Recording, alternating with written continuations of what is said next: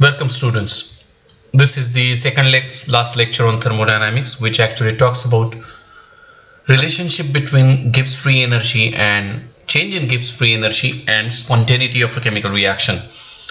We are going to relate delta H, delta S and delta G to spontaneity of a chemical reaction. म्हणजे आपण delta H, delta G आणि delta S या तीन टर्म्सचा संबंध delta G शी कसा आहे हे जोडणार आहे. साधं अंकगणित जर कळलं तरी हा कन्सेप्ट कळू शकतो. कृपया लक्ष द्या. व्हिडिओ बघत जा. Don't avoid. क्लास कधी सुरू होतील नेम नाही. लक्षात ठेवा. Delta G is equal to delta H minus T delta S. आपण हे इक्वेशन प्रूव्ह केलेलं आहे. We have proved this. आता मी इथं 4 मुद्दे लिहिलेत. First, second, third and fourth. हे मी तुम्हाला टेबलच्या फॉर्म मध्ये पण दिलेत आणि आकडेवारीच्या फॉर्म मध्ये पण दिले. आता मी पहिल्यांदा ते आकडेवारीच्या स्वरूपात समजावून सांगतो, मग मी टेबलकडे जाईन आणि मग मी very first slide, opening slide कडे जाईन. ओके, ठीक आहे. बघूया. इक्वेशन आहे delta G is equal to delta H minus T delta S. ठीक आहे. आता डेल्टा एच च्या खाली मी काही व्हॅल्यूज घेतल्यात, आपल्या सोयीसाठी घेतलेल्या आहेत. डेल्टा एच निगेटिव्ह आहे, बघू शकता -5, डेल्टा एस -3. म्हणजे मला यात असं सांगायचं आहे की एक प्रोसेस झाली, सिस्टीम एका प्रोसेसमध्ये इन्व्हॉल्ड आहे आणि त्या प्रोसेसमध्ये डेल्टा एच आणि डेल्टा एस दोन्हीही निगेटिव्ह आहे. डेल्टा एच आणि डेल्टा एस निगेटिव्ह आहे. टेम्परेचर 2 आहे. आता याच्याच खाली आणखी एक एक्झाम्पल घेतले. कर्सरकडे बघा. Delta G is equal to delta H minus T delta S. Delta H ची व्हॅल्यू तीच घेतली आहे, डेल्टा एस ची व्हॅल्यू पण तीच घेतली आहे. फक्त पहिल्या एक्झाम्पल मध्ये इथं कर्सरकडे बघा, टेम्परेचरची व्हॅल्यू 2 आहे आणि in the following equation temperature is made a bit higher, that is 10. थोडं जास्त टेम्परेचर आहे. आता delta G is equal to delta H -5 minus फॉर्म्युलातला टी 2 डेल्टा एस -3 सोडवलं तर डेल्टा जी -1 येतोय. ओके. मग जेव्हा डेल्टा जी निगेटिव्ह येतो, जेव्हा डेल्टा जी निगेटिव्ह येतो तेव्हा प्रोसेस काय असते? स्पॉन्टेनियस असते. लास्ट लेक्चर आठवा, आपलं हे 8th लेक्चर आहे. प्रोसेस काय असते? स्पॉन्टेनियस असते. When the value of delta G is negative, the process is spontaneous. जेव्हा डेल्टा जी ची व्हॅल्यू -1 असते तेव्हा प्रोसेस काय असते? स्पॉन्टेनियस असते. आता त्याच व्हॅल्यू घेतल्या डेल्टा एच आणि डेल्टा एस च्या. Delta H again -5, delta S again -3. लक्षात घ्या, ह्या पहिल्या एक्झाम्पल मध्ये कर्सरकडे सतत लक्ष पाहिजे. या पहिल्या एक्झाम्पल मध्ये डेल्टा एच आणि डेल्टा एस दोन्हीही निगेटिव्ह घेतलेले आहेत. मग बदल कुठं केलाय? Delta H -5, delta S -3, temperature high केलं. आता डेल्टा जी ची व्हॅल्यू -5 प्लस 30 प्लस 25 येणार ना, प्लस 25 येणार. हे 22 लिहिले गेले, 25 करा, प्लस 25 येणार. दिस विल बी प्लस 25. आता जेव्हा डेल्टा जी ची व्हॅल्यू प्लस 25 येते तेव्हा ती प्रोसेस काय असते? नॉन स्पॉन्टेनियस असते. मग आता delta H negative, delta S negative, temperature low असताना प्रोसेस स्पॉन्टेनियस असू शकते. Delta H negative, delta S negative, temperature high असताना तीच प्रोसेस काय असते? नॉन स्पॉन्टेनियस असते. इथं प्लस 25 करा. ओके, समजते का बघा. मग when both delta H and delta S are negative at low temperature, delta G is negative, might be negative, and the process may become spontaneous. When same values of delta H and delta S negative, but the temperature, the process is carried out at higher temperature, value of delta G might become positive and the process may become non-spontaneous. हेच मी टेबलमध्ये लिहिलेलं आहे. Delta H negative आहे, delta S negative आहे. आता delta H negative असल्यामुळे process काय असणार? एक्झोथर्मिक. डेल्टा एच निगेटिव्ह इथं लिहिले बघा. Negative at low temperature, delta H negative, delta S negative, delta G negative पण केव्हा? तुम्ही बघू शकता. At what? Low temperature. Low टेम्परेचरला निगेटिव्ह आहे, होय की नाही? मग स्पॉन्टेनियस ॲट लो टेम्परेचर, हेच मी मागं लिहिलेलं आहे. If delta H and delta S are both negative, then delta G will be negative only when T delta S is less than delta H. किंवा मी लिहिले when temperature T is low. Such reactions must be carried out at what? Low temperature. अशा reaction जर तुम्हाला spontaneously घडवून आणायच्या असतील, जेव्हा ज्या रिॲक्शनचा डेल्टा एच आणि डेल्टा एस दोन्ही निगेटिव्ह असतात, अशा रिॲक्शन तुम्हाला जर घडवून आणायचे असतील तर डेल्टा जी निगेटिव्ह आणण्यासाठी टेम्परेचर कमी ठेवा. कळलं? डेटाच्या फॉर्ममध्ये वाक्यांच्या स्वरूपात आहे, टेबलच्या फॉर्ममध्ये आहे आणि आकडेवारीच्या फॉर्ममध्ये. आता दुसरं एक्झाम्पल पहा. Delta G is equal to delta H minus T delta S. मगाशी डेल्टा एच आणि डेल्टा एस दोन्ही निगेटिव्ह घेतल्यात, आता डेल्टा एच आणि डेल्टा एस दोन्हीही पॉझिटिव्ह घेतला. डेल्टा एच पॉझिटिव्ह म्हणजे प्रोसेस एंडोथर्मिक आहे. डेल्टा एच +5 घेतला, डेल्टा एस +3 घेतला, टेम्परेचर 1 घेतलं. टेम्परेचर 1 घेतलं. या व्हॅल्यू आपण कन्सेप्ट समजावा म्हणून घेतल्यात, कुणी दिलेले नाहीत आपल्याला, आपण घेतलेले आहे. Delta H +5, delta S +3, temperature low ठेवलं 1. ओके. +5 -3, डेल्टा जी +2 आला. आता डेल्टा जी पॉझिटिव्ह आला तर ती प्रोसेस काय येणार? पुन्हा नॉन स्पॉन्टेनियस.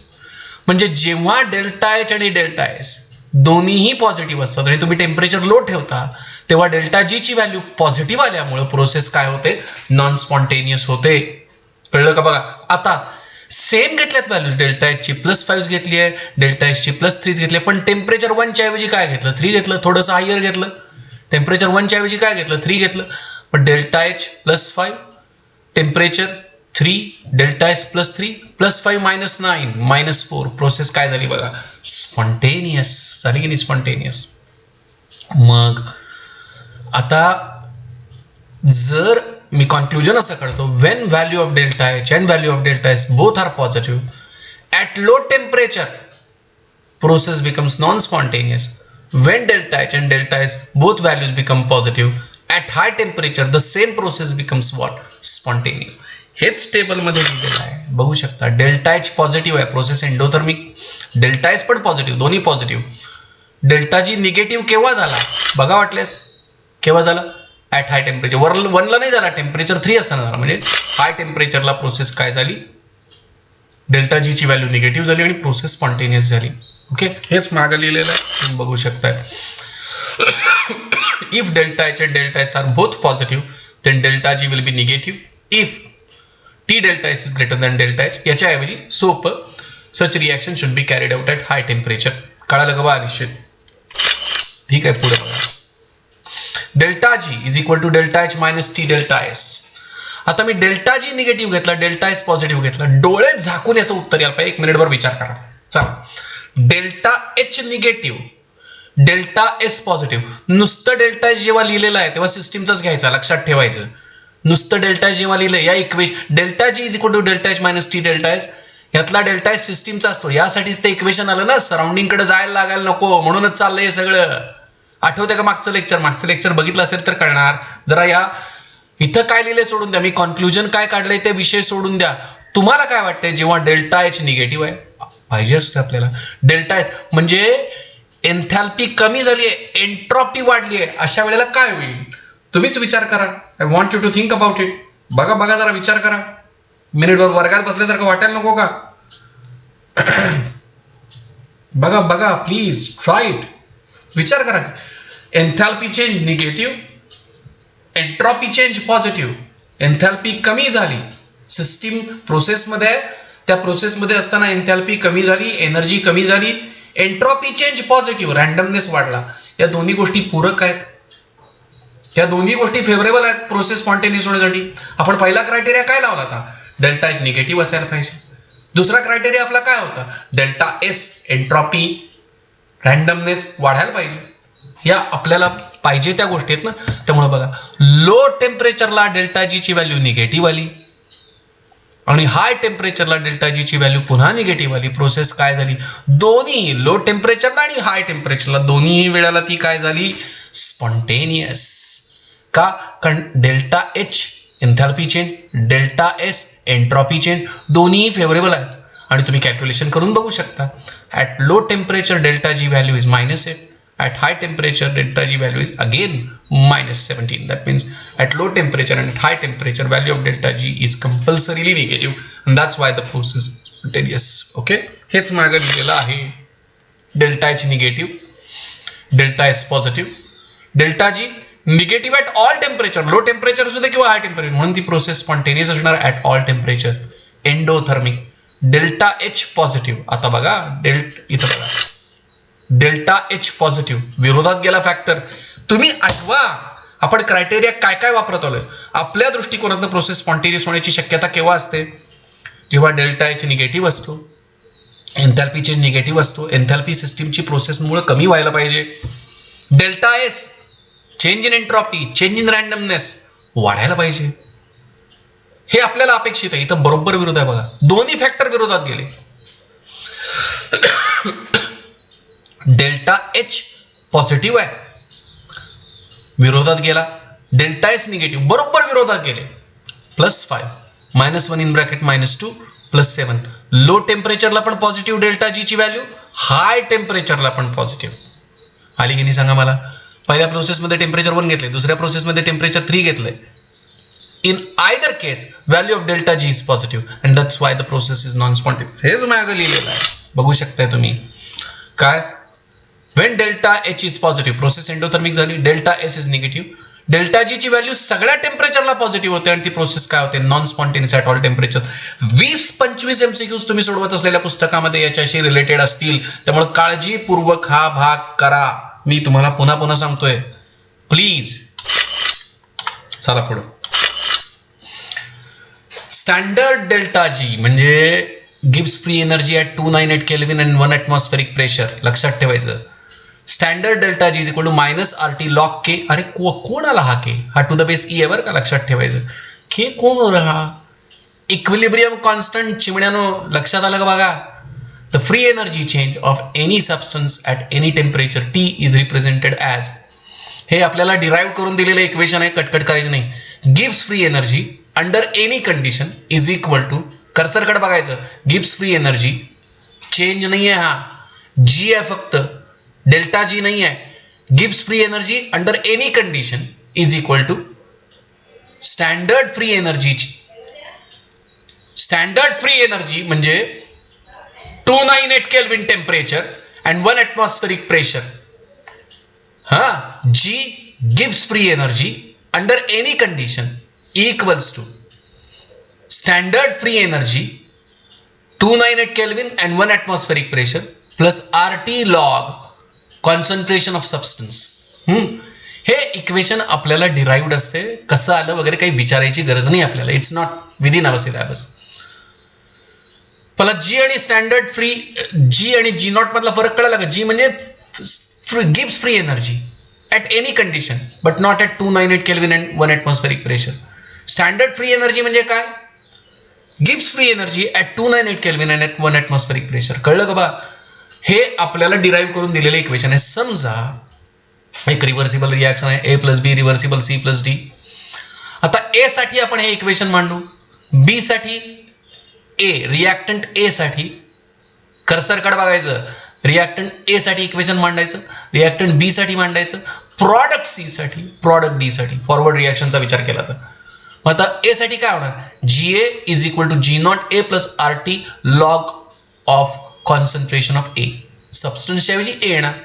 तसंच बी साठी हे इक्वेशन आता बी ला वापरूया, GB is equal to G0 B plus RT log of concentration of B.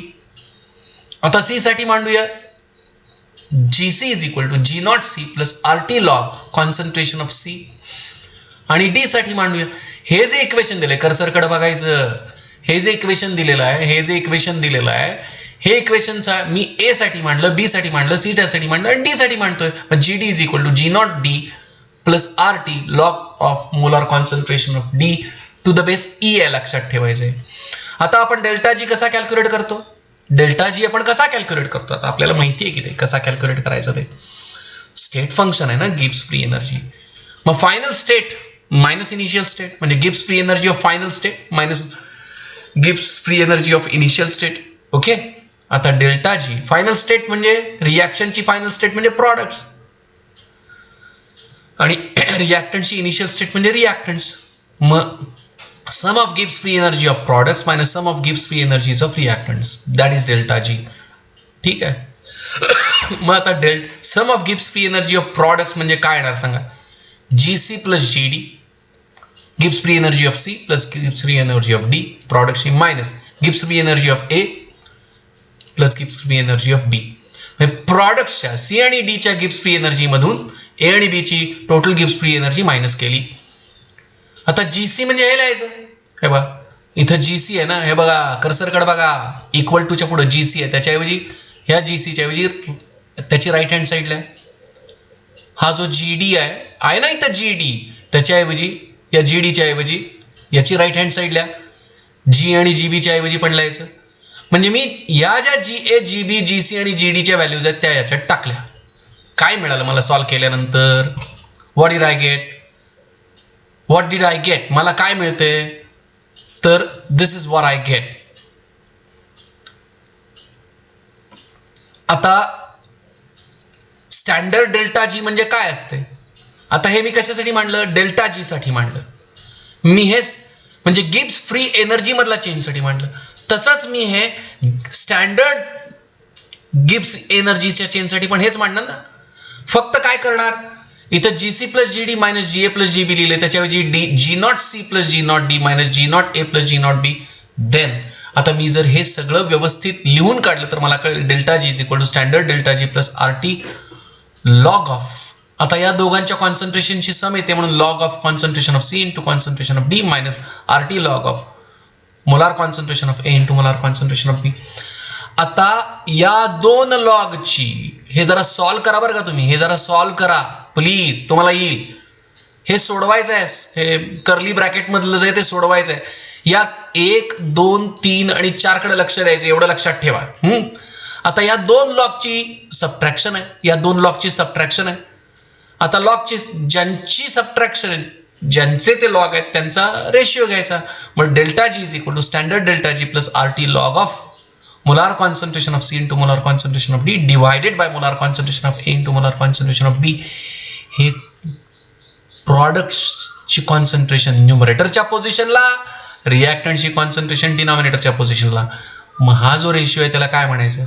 K, equilibrium constant. Delta G is equal to standard free energy change plus R T log K if equilibrium is reached. आणि जर equilibrium reach झालं नसेल तर त्याच्याऐवजी काय येणार? Log Q if equilibrium is not reached. आपण ह्याला रिॲक्शन कोशंट म्हणत होतो. जे इक्विलिब्रियम शिकले, ज्यांनी इक्विलिब्रियमची लेक्चर्स ऐकलेली आहेत त्यांना हे कळेल.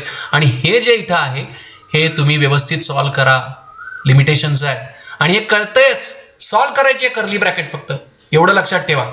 कारण त्यातले जी ए जी बी वगैरे बघा काय होते, जस्ट चेक इट. ठीक आहे. आणि नाही आलं तर मला फोन करा, मी ते व्यवस्थित सॉल्व्ह करून पुन्हा स्लाइड टाकतो. मला न विसरता सांगायचं, कळवायचं मला. ओके. आता obtain a temperature condition for equilibrium. A reversible, B reversible आहे. समजा फॉरवर्ड रिएक्शन स्पॉन्टेनियस आहे तर अर्थातच बॅकवर्ड रिएक्शन नॉन स्पॉन्टेनियस असणार. पण ए गिव्स बी आणि बी गिव्स ए हे दोन्ही इक्विलिब्रियमच्या दिशेने मात्र स्पॉन्टेनियस असणार बरं का. बी ए पर्यंत जाताना नॉन स्पॉन्टेनियस आहे, ए बी पर्यंत जाताना स्पॉन्टेनियस आहे, ए बी कडे जाताना स्पॉन्टेनियस आहे, बी ए कडे जाताना नॉन स्पॉन्टेनियस आहे. पण दोन्ही रिॲक्शन टुवर्ड्स इक्विलिब्रियम मात्र स्पॉन्टेनियस आहेत. आता delta G is equal to delta H minus T delta S. आता इक्विलिब्रियमला डेल्टा जी काय असते? 0 असते. मागचं लेक्चर आठवा. इक्विलिब्रियम जेव्हा अचीव होतं तेव्हा डेल्टा जी काय असते? 0. मग delta H minus T delta S is equal to 0. मग T delta S is equal to delta H. मग टी काय येणार? Delta H upon delta S. कळलं का बा? निश्चित सोडवत आणले. इक्विलिब्रियमच्या वेळेला डेल्टा जी काय असते? 0 असते. That's it. एवढ्या साऱ्या कंडिशननं सोडवलेलं आहे. ठीक आहे. प्लीज हा अत्यंत साधा कन्सेप्ट आहे, पण बऱ्याचदा एक तुमच्या पुस्तकामध्ये तुम्ही जे काही पुस्तक सोडवत असाल त्याच्यामध्ये याच्याशी संबंधित एमसीक्यूज असतील, पण याकडे दुर्लक्ष केल्यामुळे येत नाही. डेल्टा जी 0 का झाला? कारण इक्विलिब्रियम अचीव झालं. इक्विलिब्रियम म्हणजे काय? Why should I discuss it now? Okay. Third law of thermodynamics. Entropy of a pure, perfectly ordered crystalline substance is zero at absolute zero Kelvin. Third law हा आहे. अरे विचार करा, समजा एक सिस्टीम आहे आणि ती सिस्टीम कोण आहे, तर प्युअर, शुद्ध, परफेक्टली क्रिस्टलाइन सॉलिड आहे. सॉलिडच असणार, क्रिस्टलाइन लिक्विड असतच नाही, सॉलिडच असते. आता जर तो क्रिस्टलाइन सबस्टन्स म्हणजे काय, ज्याच्यामध्ये कॉन्स्टिट्युएंट पार्टिकल्स ऑर्डरली अरेंज असतात, सिस्टमॅटिकली, रेग्युलर, परफेक्टली अरेंज असतात. आता जर ती परफेक्टली ऑर्डर असेल तर तिथं डिसऑर्डर किती आहे? जो परफेक्टली ऑर्डर्ड पार्टिकल्सच्या अरेंजमेंटनी बनलेला आहे तर तिथं डिसऑर्डर काय असणार? झिरो. पण हे फक्त केव्हा शक्य आहे? At absolute zero kelvin. That's third law of thermodynamics. आता इट गिव्स हे चारही मुद्दे, यातला EF च्या ऐवजी OF पाहिजे. हे चारही मुद्दे आपल्याला झालेले आहेत. यातला पहिला आणि दुसरा मुद्दा आपल्याला पुढच्या लेक्चरमध्ये कळेल. तिसरा चौथा तुम्हाला लगेच कळेल. बघा, entropy at 25 degree Celsius and 1 atmosphere, standard molar entropy म्हणायचं त्याला. कसा कॅल्क्युलेट करायचा हे आपल्याला पुढच्या लेक्चरमध्ये, म्हणजे शेवटचं लेक्चर आहे त्यावेळेला कळून जाईल. हे EF नाही आहे, OF आहे. पुढच्या लेक्चरमध्ये हे कळणार. मी आता फक्त थर्ड लॉ टाकलेला आहे, that's it. Pure, perfectly ordered crystalline solid असेल तर त्याच्यामध्ये डिसऑर्डर काय असणार? झिरो. डिसऑर्डर म्हणजेच काय? एंट्रॉपी काय असणार? झिरो असणार. That's it. फिनिश्ड. कळालंय? अभ्यास करावा आपण. I am not getting right feel from the batch. MCQ सोडवा. आपण एक टेस्ट घेणार आहे, त्या टेस्टचा सिलेबस मागच्या लेक्चरमध्ये सांगितलेला आहे. उद्याचं फायनल लेक्चर आहे, बघा काय करताय. थँक्यू.